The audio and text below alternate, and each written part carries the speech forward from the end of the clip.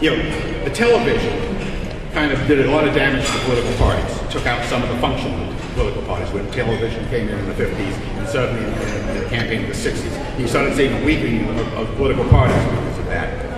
But you still needed the political parties to do all the organizing.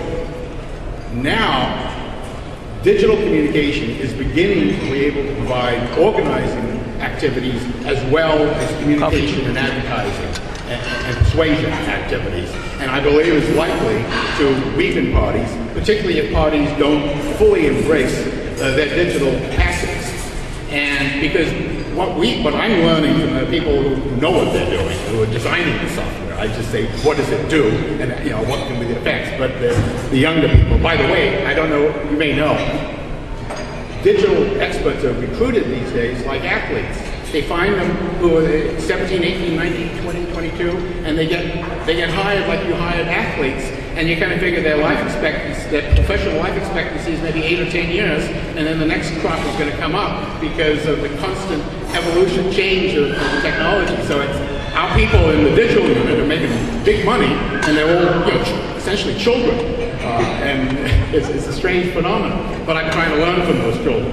And one of the things that Obama did so well, and what we're learning and others, the Republican Party in parts are learning, but we need to learn a lot better, is that you can use digital communication to move people into a ladder of commitment so that they actually end up doing the organizing activity digitally. You're not merely getting messages to them and then getting them into a room. You're actually getting them to do activity.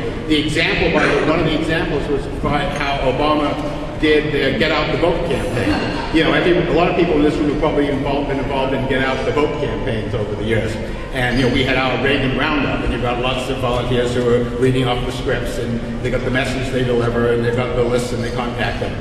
What Obama did was he had people use essentially cell phone trees.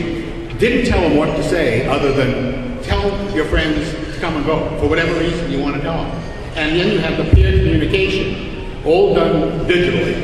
And one person, college can tell his friend, hey, you ought to come out and vote because he gets his reason. It may have nothing to do with the Obama campaign's policies, but so you lose control to some extent of the message, but you gain a credibility and a reach digitally that you can't hope to have. And because it's peer-to-peer communication, it's more credible than when it's top-down hierarchical communication.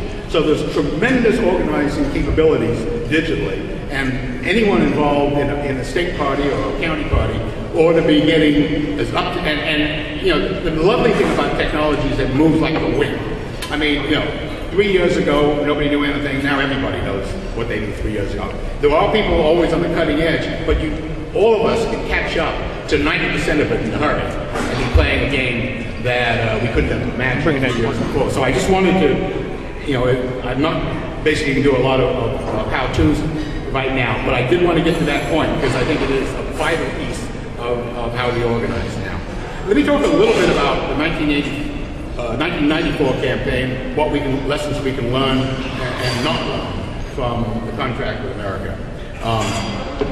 As I said, the opposition party has to wait to some extent, or has to get the governing party in a position where the public is ready to consider an alternative.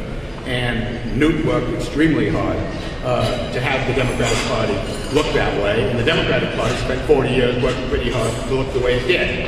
And the combination of forcing their errors and exemplifying their errors, and very aggressively. And again, I'm going to agree with Governor Sununu about being a little rude. I'll tell you a story about Newt back in about 92 or 93. I forget the exact year. It was while we were still in the minority.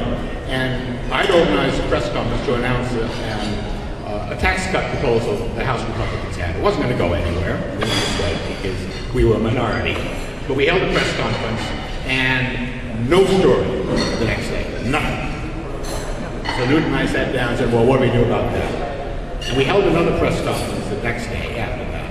And Newt did the same thing. We had our leadership team out, and we held the press conference in H227, the Capitol Dome.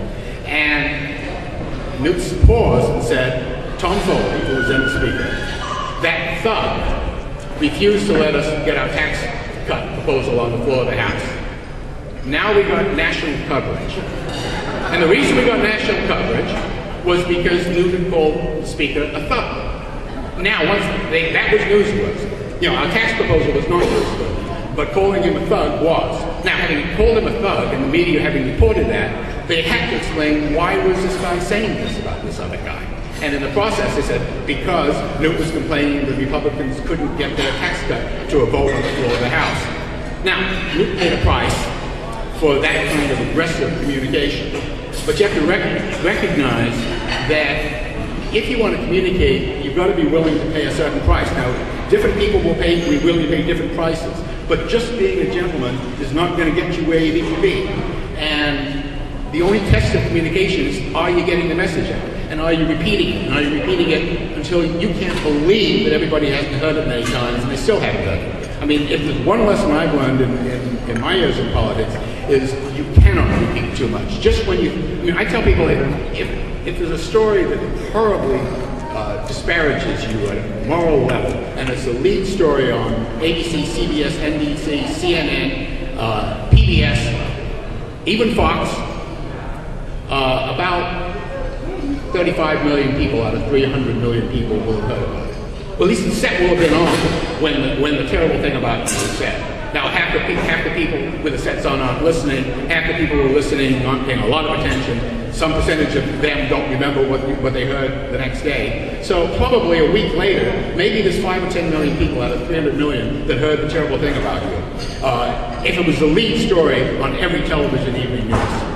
That's how hard it is to communicate. Now, if it's good news, it feels like that. If it's bad news, you imagine that 300 million people have actually heard. But the truth is, it's remarkable how few people hear anything. And one of the great debates going on right now in Washington is whether the president is overexposed. And it goes to this question of how do you reach a continental nation, 300 million people.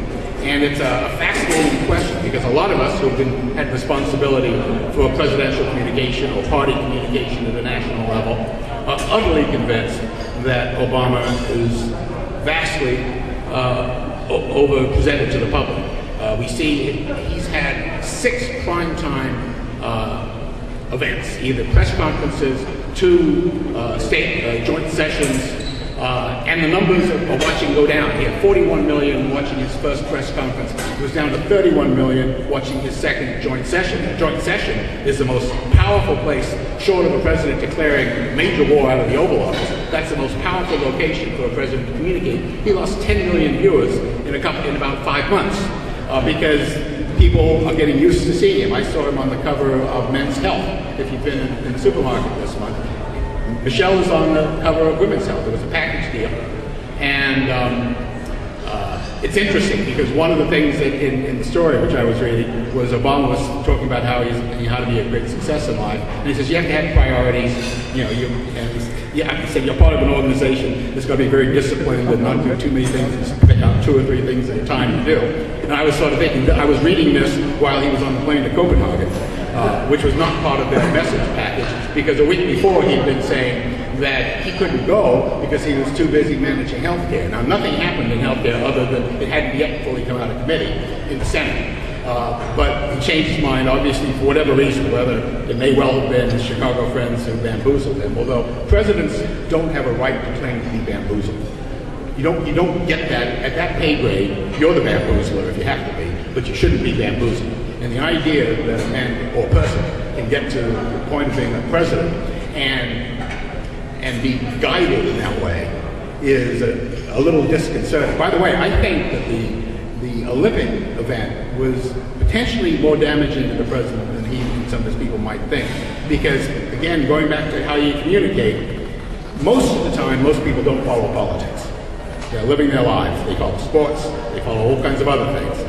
When some big thing event happens, the public looks up for a moment, and they see a president or a speaker saying or doing something, and they pay attention. A lot of people more people follow sports in the Olympics than follow the goings on Fox or MSNBC and all the chatter that most of you probably follow, and I regretfully participate in.